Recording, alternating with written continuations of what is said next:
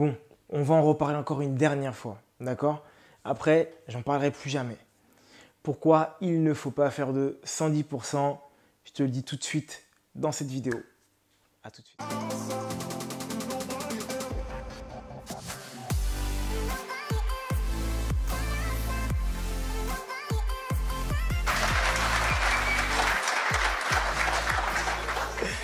Plus sérieusement, salut ambitieux, salut ambitieuse et bienvenue sur cette chaîne qui est dédiée à l'ambition et également à l'immobilier, surtout à l'immobilier. Je me présente, je m'appelle Roméo, je suis courtier, je suis investisseur et également formateur, investisseur dans l'immobilier, dans le locatif et également en tant que marchand de biens. Et cette chaîne, elle a pour but tout simplement te pousser et te donner un coup de pied aux fesses de manière à ce que tu n'aies plus de prétexte pour pouvoir investir, pour ne pas pouvoir investir dans l'immobilier. Donc aujourd'hui, on va parler d'un point dont on me parle tout le temps, c'est le 110%. Honnêtement, je pourrais résumer cette vidéo hyper simplement. Ne fais pas de 110% parce que les banques n'acceptent plus d'en faire. Fin de la vidéo. Mais je ne le ferai pas comme ça, d'accord?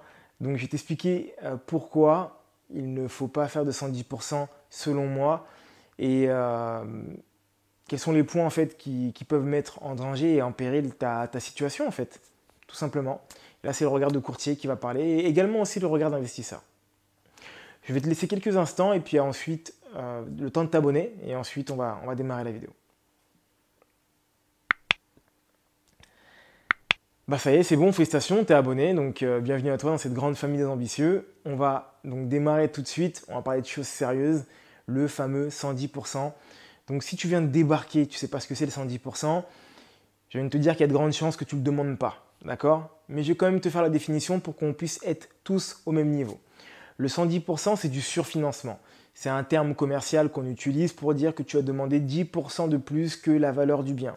En gros, les 10%, ça représente les frais de notaire et les frais annexes. D'accord? Donc, si je dois illustrer mes propos, tu as un bien qui vaut 100 000 euros. Normalement, tu dois toujours avoir des frais annexes qui sont à hauteur de 10%, entre 8 et 10%. On arrondit à 10%, donc ça nous fait 10 000 euros.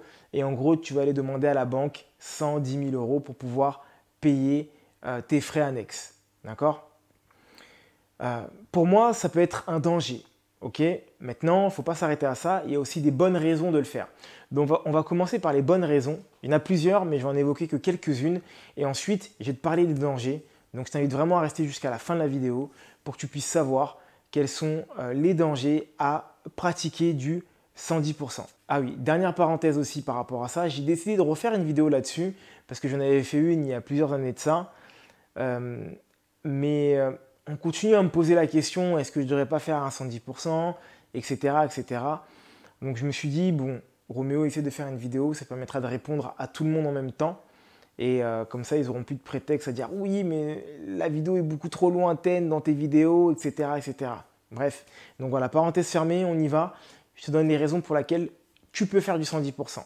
Bah déjà, premièrement, tu peux avoir une raison qui peut être simple, c'est dans le cadre d'un achat en société de type SCI par exemple. Le fait de faire un achat en 110% va te générer donc du coup un déficit qui peut être imputable sur tes bénéfices et donc du coup diminuer ta fiscalité automatiquement. Donc ça peut être une des raisons pour laquelle tu peux décider de faire un 110%, donc du coup de créer des charges supplémentaires à ta société parce que du coup elle va avoir l'illusion d'être en déficit alors qu'elle génère quand même des revenus. Voilà. C'est le jeu fiscal qui permet de le faire ça, le jeu comptable qui permet de le faire ça. La deuxième raison que je vais envie de t'évoquer, même si on aura plein d'autres, mais on va s'arrêter à deux raisons, c'est dans le cadre d'un achat-revente. Tu peux dire, bah écoute, aujourd'hui je souhaite faire un 110% pour la simple et bonne raison que à travers un achat-revente, j'ai envie de me garder de la trésorerie sur le côté, j'ai envie de mettre le moins d'apport possible parce que du coup le bien je vais le revendre dans l'immédiat et que le but c'est de générer de la plus-value déjà de base. Donc je viens de te dire que je l'ai calculé dans mes coûts.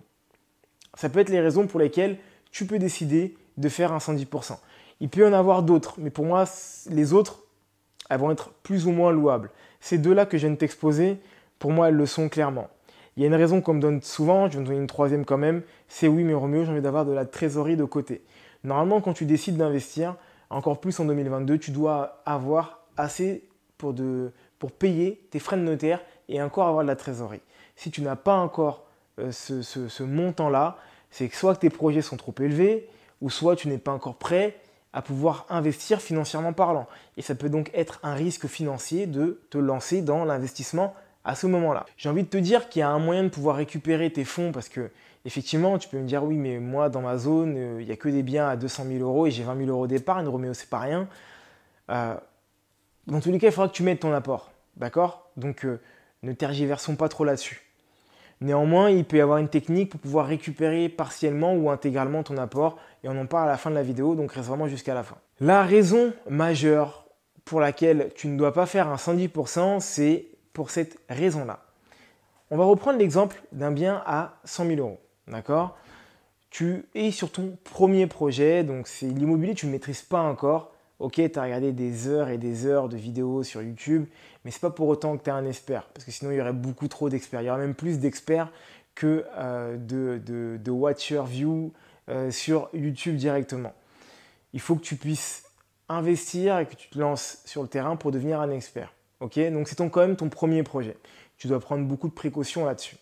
Donc, légitime à ce moment-là de me dire, oui, mais Roméo, bah justement, je dois avoir de la trésorerie de réserve au cas où si je me suis loupé. Non, c'est pas sur ça que tu dois faire attention. Mettre de l'argent de côté, tu sais le faire, d'accord? Et tu n'as pas besoin d'être un investisseur pour pouvoir mettre de l'argent de côté. Tu dois faire attention sur le type de projet que tu vas faire. Donc, reprenons mon exemple. Ton projet, il coûte 100 000 euros. Ok, jusqu'ici, tout va bien. Tu demandes à ta banque de te prêter 10% de la valeur du bien, donc 110 000 euros. Tu as quelques travaux, et comme la banque elle a dit oui pour les 10% de la valeur du bien, tu demandes 5 000 euros supplémentaires. Donc ça fait que tu demandes 115 000 euros pour un bien qui en vaut 110. Le premier danger qu'il peut y avoir, la première crainte du banquier, ça va être la suivante. Ok, il va faire 5 000 euros de travaux, mais est-ce que pour autant la valeur vénale de son bien va augmenter? C'est-à-dire que est-ce que ton bien va valoir 105 000 euros? Ça, c'est la première question qui va se poser. Ça, c'est la première question que tu dois te poser toi-même. D'accord? Ensuite, là, ça pousse à une autre réflexion. Imaginons que tu décides d'acheter ce bien-là et que malheureusement, parce que c'est possible, tu l'achètes au prix du marché. Je n'ai même pas dit au-dessus du prix du marché, je dis au prix du marché. C'est-à-dire que tu es à 100 000 euros. Le bien vaut 100 000 euros, tu l'achètes à 100 000 euros. Le problème qui se passe, c'est quoi? C'est qu'en ayant demandé un 110% pour tes travaux, ainsi que pour les frais de notaire, tu vas avoir besoin de 5 années pour pouvoir amortir ces frais-là. Les 5 premières années vont servir à payer tes frais de notaire et les travaux. Et encore plus s'il y a les travaux. Donc pendant 5 ans, ton bien va être au-dessus de la valeur du marché. Et ça, c'est un danger, mais incroyable. Parce que tu ne pourras pas revendre ton bien sans faire un déficit. Lorsque dans le cadre d'une société, les raisons que je t'ai avancées tout à l'heure dans le cadre d'une SCI, tu n'as pas pour vocation à acheter ton bien et le revendre rapidement. Parce que fiscalement parlant, ça peut être très désavantageux.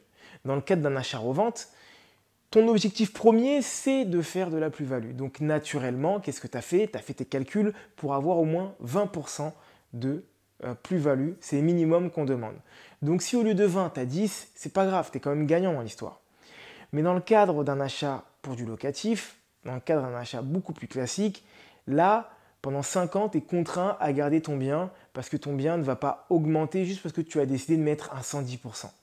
Donc du coup, toutes les raisons d'arbitrage que tu aurais pu avoir de revendre ton bien afin de pouvoir réinvestir ou bien te désendetter parce qu'au final, ton bien, au final, c'est une escalade d'erreurs que tu peux faire, que tu peux commettre.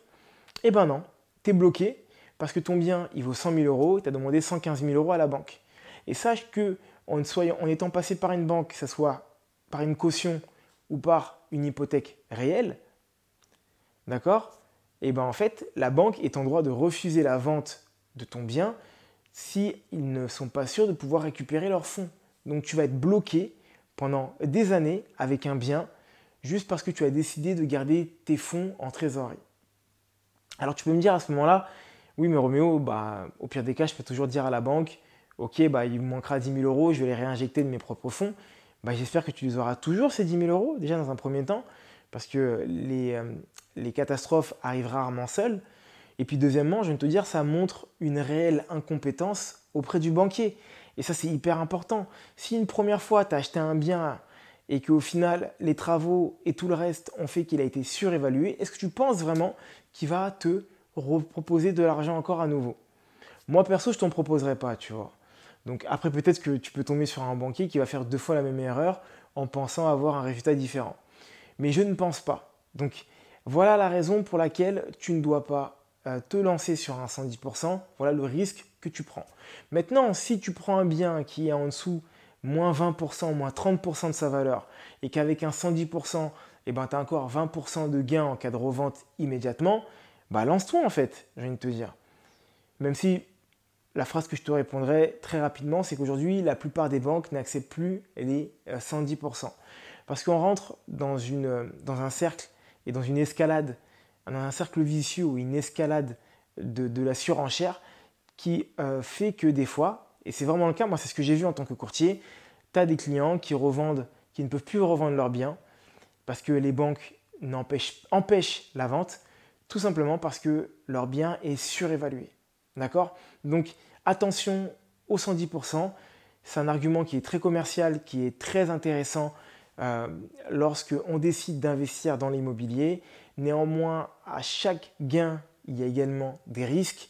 Et moi, j'ai envie de te dire que avoir 10 000 euros, pour reprendre mon exemple, dans tes comptes bancaires, qui ne sont pas dans des comptes rémunérateurs, mieux vaut que tu les mettes dans tes murs et ensuite tu utilises la technique que je vais donner tout de suite pour pouvoir récupérer une partie ou l'intégralité de tes 10 000 euros. Avant ça, mon ambitieux, j'espère que cette vidéo te plaît. Et si c'est le cas, j'aimerais que tu y mettes un like. Si c'est le cas, j'aimerais que tu t'abonnes. J'aimerais que tu le partages. J'aimerais que tu me dises. D'accord? C'est important. Et un autre point aussi, si tu as des questions, il y a des liens qui sont juste en bas et qui te permettent de rentrer en contact avec moi. Donc tu cliques sur les liens, tu prends ton rendez-vous téléphonique. Pendant une dizaine de minutes, c'est totalement gratuit et je me ferai un plaisir d'échanger avec toi. Donc du coup, la fameuse technique magique dont Roméo nous parle, c'est laquelle tu verras, elle n'a rien de folle. Il faut juste y penser et le faire en amont. C'est tout simplement, si tu as des travaux, de demander un différé qui va être plus long que tes travaux. Imaginons que tu as 3 mois de travaux, demande 6 mois de différé, demande 1 an de différé si tu peux. Comme ça, tu as le temps de mettre en place tes locataires si tu n'as pas encore de locataire. Et ensuite, tu as donc du coup toute cette possibilité-là pour récupérer la trésorerie que tu as injectée sur ton projet. C'est une manière de pouvoir récupérer partiellement ou des fois dans l'intégralité les fonds que tu as pu déposer. D'accord? Et ça va être beaucoup plus sain, beaucoup plus serein. Et en plus, ce qui est bien, c'est que quand tu mets l'apport pour tes frais, tu commences à amortir dès le début. Et l'amortissement, c'est un double effet qui se coule dont on ne parle pas assez à mon goût. On ne parle que du cash flow, ok, mais tu as de l'amortissement aussi qui est important. Et donc chaque mois, tu payes de l'intérêt que tu peux défiscaliser d'ailleurs. Hein, donc tu ne le payes pas vraiment au final. Mais tu as également aussi de l'amortissement que tu vas récupérer le jour de ta revente. Bien sûr, si tu n'es pas sur un 110%. Et voilà mon ambitieux, c'est la fin de cette vidéo. J'espère qu'elle t'aura plu et qu'elle t'aura pas fait trop mal au cœur. Désolé pour tous les férus du 110%. J'espère que vous mettrez quand même un like. Et si c'est le cas, si ce n'est pas le cas, n'hésitez pas à me dire pourquoi il ne vous a pas plu. Entre-temps, mon ambitieux, entre-temps, mon ambitieuse, peu importe à quel moment tu regardes cette vidéo, tout ce que je peux te dire, c'est de continuer à croire en toi et à te former. Bye.